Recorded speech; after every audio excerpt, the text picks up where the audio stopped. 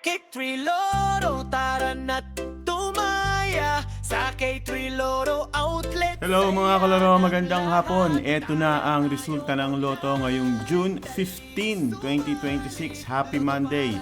Hawakan na ang pang alas 2 na ticket at ito na ang resulta ng Lotto para sa 2D at 3D Lotto. Good luck po sa lahat ng may taya.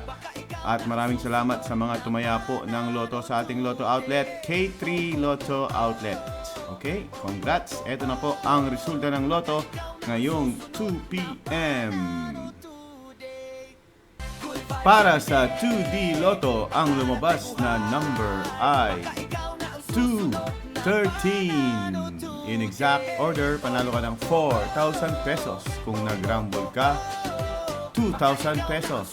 Para naman sa ating 3D, 184. In exact order, panalo ka ng 4,500. Kung nag-rumble ka, 750 sa bawat 10 pisong taya.